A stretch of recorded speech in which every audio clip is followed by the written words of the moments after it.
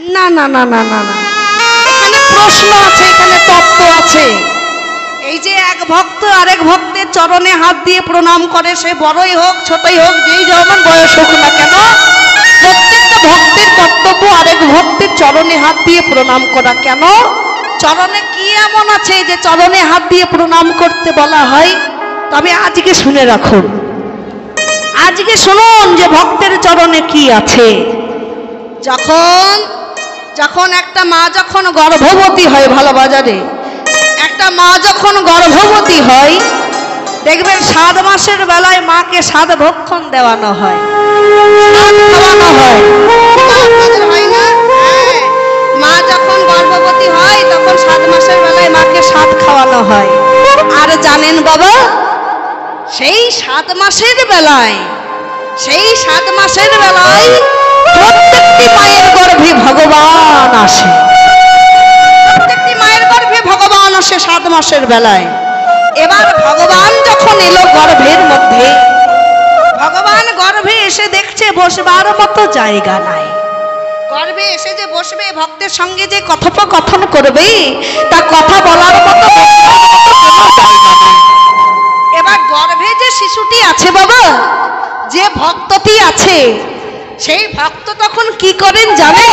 সেই ভক্ত পা দুটোকে ওপর দিকে তুলে দিয়ে মাথাটা মায়ের পেটের নিচের দিকে রাখে, আর পা দুটো ওপর দিকে তুলে বলে, হে গোবিন্দ, বসতে দেবার মতো তো এই মায়ের গর্ভে কোনো জায়গা নেই, তা কৃপা করে আমার চরণে এসে বসো। এই না ভক্ত বলল আমার চরণে এসে বসো, বসবার মতো জায়গা নেই, ভগবান মনে মনে ভাবছে যে আমি যদি ভক্তের চরণে বসি আর ভক্তের চরণে যদি কোনো আঘাত লাগে, তাই ভগবান কি করলো? পদ্ম ফুলের পাপড়ি ছড়িয়ে দিল সেই ছোট্ট ভাঙা চরণে। এই না ছোট্ট ভাঙা চরণের পদ্ম ফুলের পাপড়ি ছড়িয়ে দিল।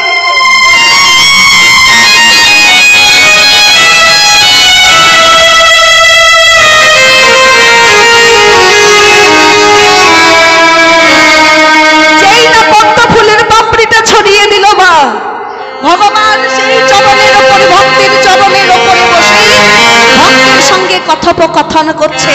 ভক্ত বলছে, প্রভু ও ভগবান, আর আমি থাকতে পারছি না মাতৃ জঠরে, কারণ এই অন্ধকার জঠরে আর ভালো লাগছে না, আমাকে ধরাধামে তাড়াতাড়ি জন্ম দাও, ধরাধামে গিয়ে তোমার নাম করবো, ধরাধামে গিয়ে তোমার হরিনাম গাইব।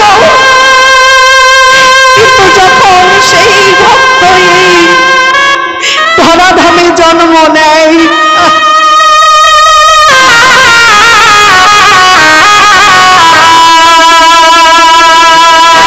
যখন শিশু জন্ম নিয়ে নেয় বাবা, আর হরি বলা হয় না, সংসারের মায়া জালে থেকে গিয়ে জালের মধ্যে আর কৃষ্ণ নাম বলা যায় না।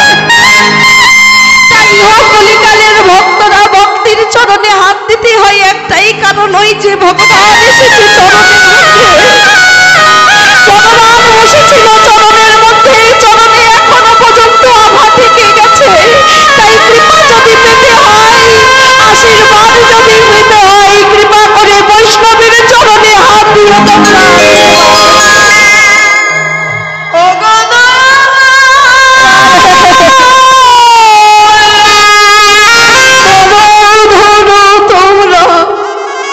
বৈষ্ণবের চরণ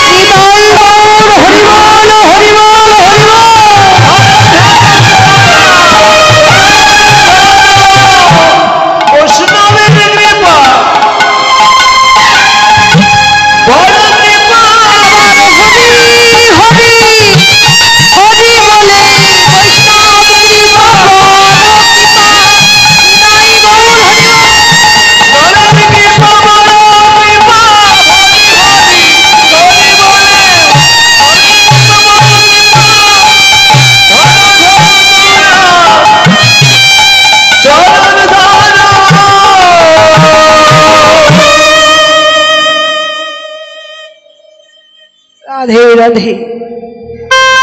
তাই সেই সাধুগুরু বৈষ্ণবরা সকলেই চরণে হাত দিয়ে প্রণাম করতে হয়। যে যে রাধে। আজ গৌরাঙ্গ মহাপ্রভু সকল ভক্তকে নিয়ে, সকল ভক্তদের সাথে করে এবার এই প্রভাতকালে হরি নামে মগ্ন। সবাই হয়েছে কেমন? রামায় সুন্দরানন্দ,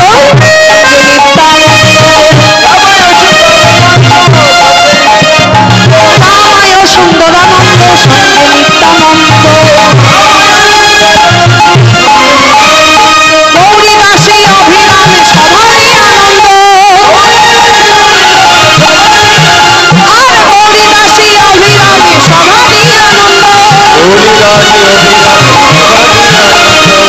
বাহুতুলি করা চাঁদা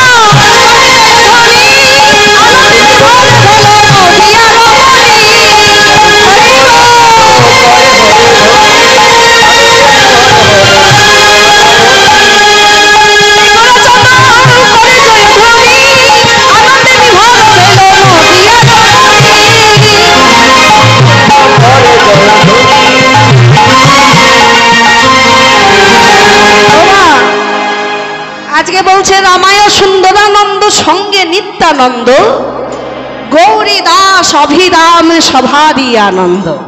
এটা বুঝলাম। তারপরের লাইনটা কি বলছে? বাহুতুলি গোরা চাঁদ করিয়া জয়ধ্বনি, আনন্দে বিভোর ভেল নদিয়া রমণী। নদিয়া রমণী কারা? যারা নদিয়াতে বাস করে আমাদের মায়েরা। রমণী মানে আমাদের মায়েরা। এবার তখনকার দিনে গৌরাঙ্গ মহাপ্রভু যখন হরিনাম বিলাতেন বাবা, তখনকার দিনে মহিলাদের আদেশ ছিল যে মহিলারাও যখন তখন কোনো পরপুরুষের মুখ দর্শন করতে পারবে, একমাত্র নিজ স্বামী ছাড়া কোনো পরপুরুষের মুখ দেখবে না গো, সব সময় ঘোমটা নিয়ে থাকবে। কিন্তু এখনকার কি সেই নিয়ম আছে গো বাবা? ও মা আছে? এখন আর সেই নিয়ম নেই, কিন্তু নদিয়াতে নিয়ম আছে। যে আগেকার দিনে নিয়ম ছিল যে সব সময় মহিলারা এক ঘোমটা নিয়ে থাকবে, কোনোদিন কখনো পরপুরুষের মুখ দর্শন করবে না।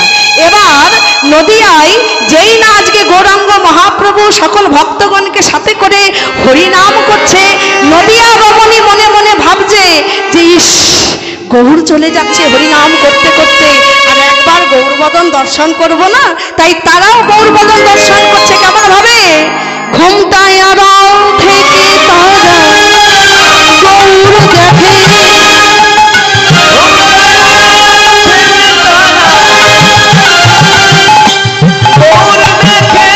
ঘোমটা আড়াল থেকে তারা গৌর দেখে,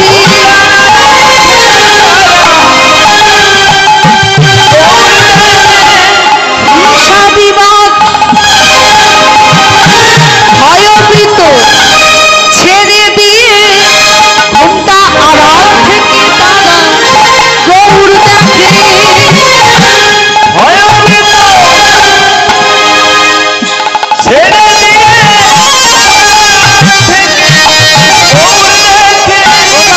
ঘোমটার আড়াল থেকে গৌরকে দেখছে।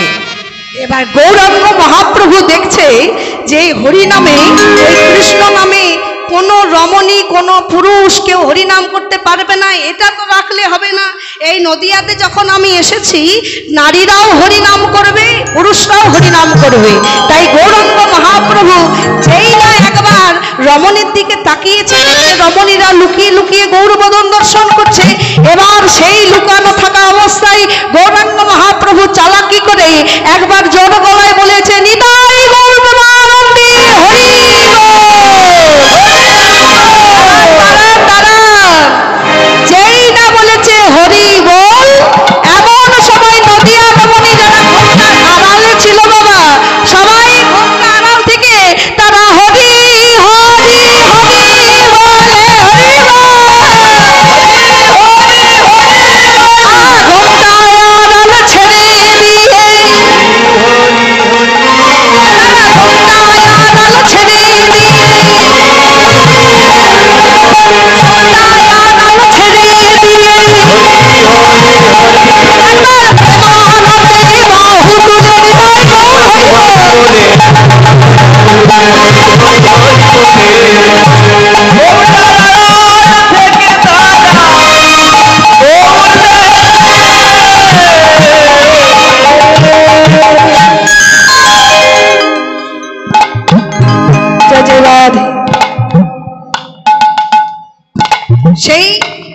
তখন থেকে নদিয়া রমণীগণ এবং সকল ভক্ত মিলে একসাথে সবাই হরিনাম করে, কৃষ্ণ নাম করে। মহাপ্রভু আজকে কৃষ্ণ নামে বিভোর হয়ে, হরিনামে বিভোর হয়ে আজ নদিয়াতেই হরিনাম করতে করতে চলে যাচ্ছি। আমরাও আজকে সেই নবদ্বীপে ছিলাম, নবদ্বীপ থেকে সবাই যাব মধুময় বৃন্দাবন। বাসুদেব ঘোষে রহে মনের